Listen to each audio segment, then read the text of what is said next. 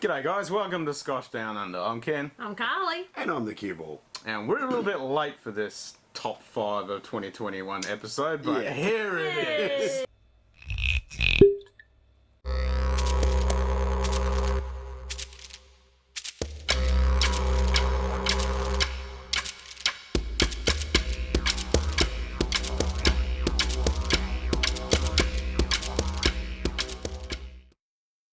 We have had a couple of people ask about it, so we thought we better actually bloody do it, seeing as this is the first time in, 3 months that we've actually had the time, all three of us, to sit down and film together. Life's been a bit crazy, but we're back at it. So, yeah, first episode for 2022 will be our top 5 of 2021.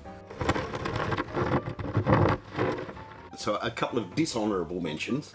Dishonourable mentions? I mean, the most obvious one was our blind taste that we did in the Johnny Walker Red. And then the Anok 2007, that was very disappointing. Dishwashing liquid. And I'd have to probably go to Kensai as well. It just wasn't really anything outstanding. No, great idea. Didn't really hold up. It's probably the only Japanese whiskey that I've tried that I sort of thought to myself afterwards, I wouldn't buy that. I haven't gone and grabbed the bottle and had much of it out of it since we've done it, so No, that's to prove it's not one basically I'm really sitting on the shelf doing nothing. Yeah.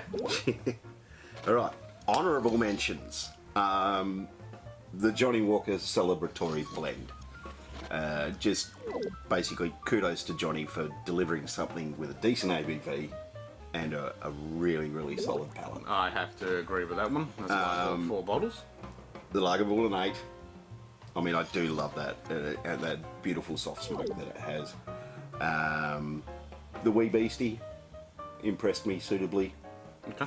The Ben Riach 21 Temporis peated. And the Wild Turkey 101. Yep, solid.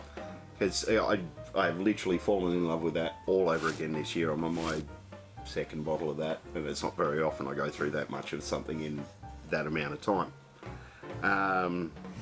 So my actual top 5,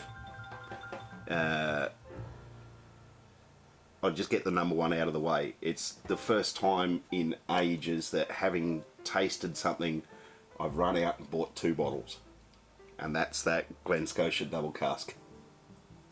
Because great value, solid dram, and just absolutely stunning drop. So that's your number 1. That's my number 1. Okay. And the others in no particular order. Okay, just a random conglomeration. So the random 4, but yeah, the Glen Scotia definitely number 1, because after tasting that, I went out 2 days later and bought 2 bottles of it. And as I said, it's not very often I do that. So the others in my top 5, the Springbank 10. Yep, 2021. The Aaron Cask Strength Sherry. Toki. Yep. Because it's just so light, fresh, and just brilliant value. And then the one that Ken hates me because I finished it last night and didn't have any left to bring him, the Hoochery Corn and Sorghum from Kununurra here in West Australia. I like that one. I mean, as I said last night on the stream, it's a little disappointing in the price tag at $146, but it is still money well spent. Yep. For a well and truly a paddock to plate, or paddock to palate, because they're both corn and sorghum grown on site, literally right next to the distillery. So. Yeah, they've got perfect terroir that's right on the property. Yeah. And it just goes to show that you can't shoehorn a distillery. It is their first sort of effort at anything other than rum and gin, and they've just delivered a solid product. Yep, I'm keeping my eye on those boys. I'm really, really hoping they actually do another run, because I know they've got none left now. yeah, we checked. So there you go, that's mine. That's yours? That's mine. Okay, so your number 1 is the Glen Scotia. Glen Scotia double cask. Okay. Yeah.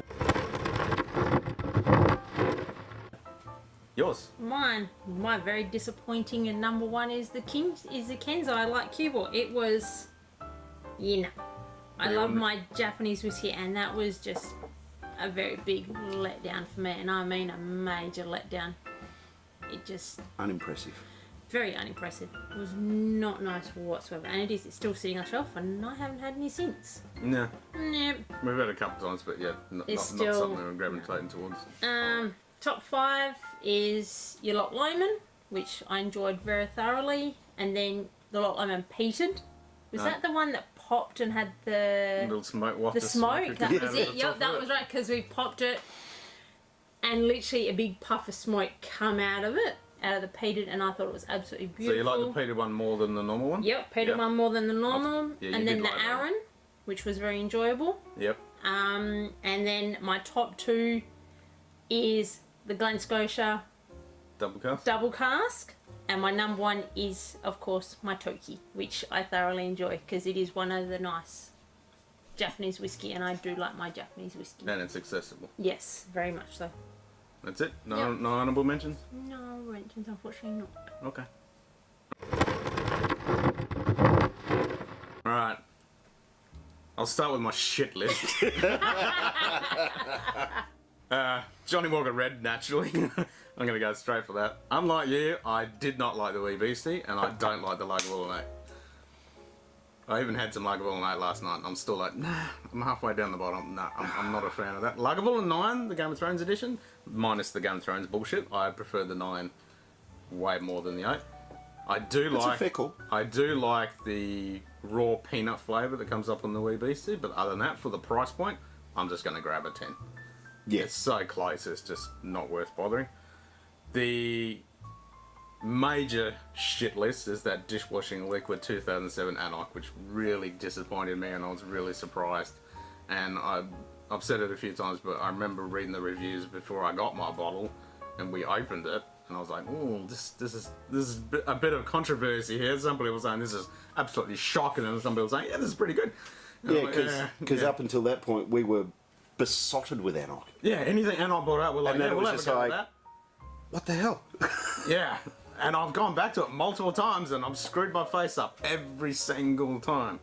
Yeah, not happy about it. Now, everyone knows I love my Glen Scotia, and that double cask, I was a big fan of, and immediately went out and bought bottles, and I rant and raved about that, and you know, But since I bought the recent ones, which are the 2020 editions, I've been disappointed.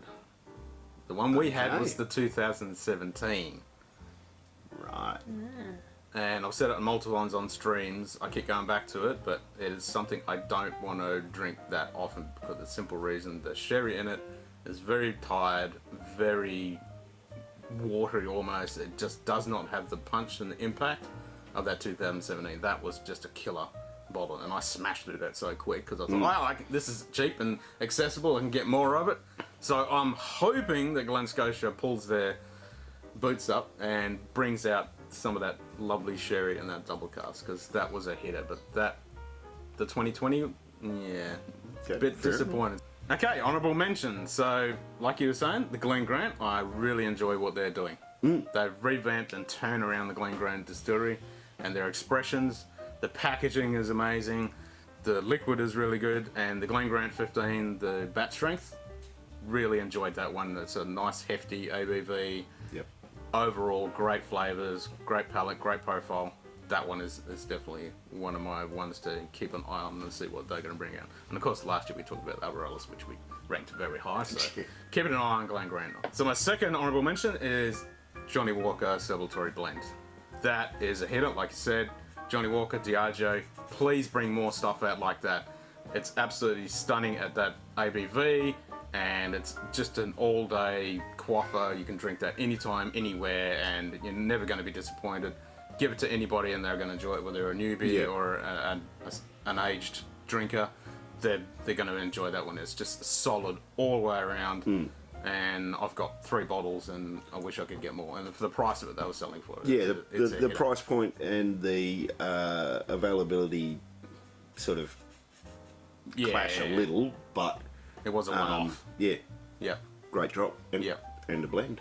Yeah. It's great when a blend makes a list. Yep, and the history of it, with the heritage behind it. I mean, come on, Johnny Walker, bring out more stuff like that. 2 Glenmos that we tried, the Malaga, the one finish, and the Taylor Cake. Yeah. definitely Glenmoe with their finishes. They're always on point.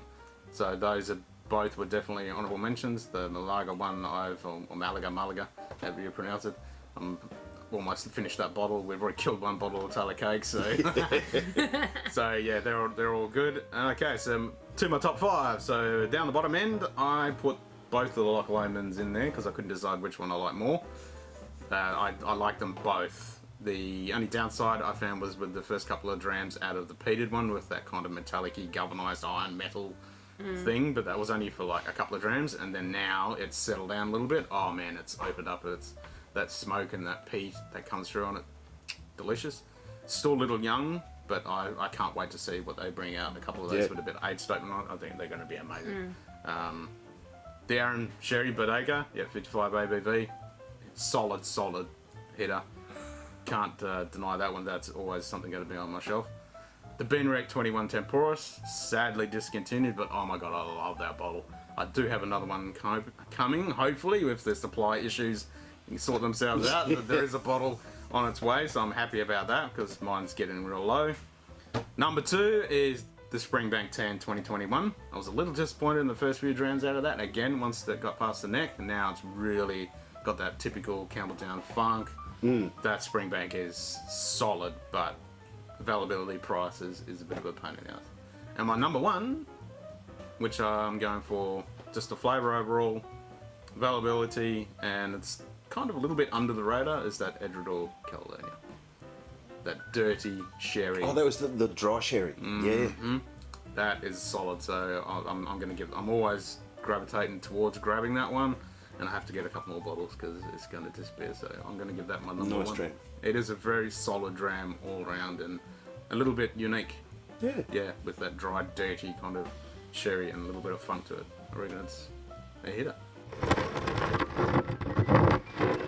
So, like, just thinking about everyone's while we've been sitting here and listening to you, and it's like, you know, there's some disagreement. There's plenty of agreement. And, We've all got different profiles. Yeah. well, that's it. That sums it up, really, doesn't it? It We've does. all got different tastes and all got different palates. And We all like different things. I can definitely say if I did this tomorrow, it'd probably be different.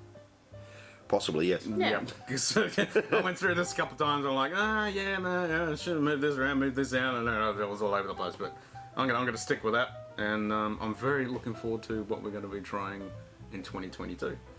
Absolutely. We hope you stick with us and join us on our journey. Yeah, we've got some good ones coming up, so stay tuned. Yeah, we've got some good ones. We do. So, until next time, as always, have a good one.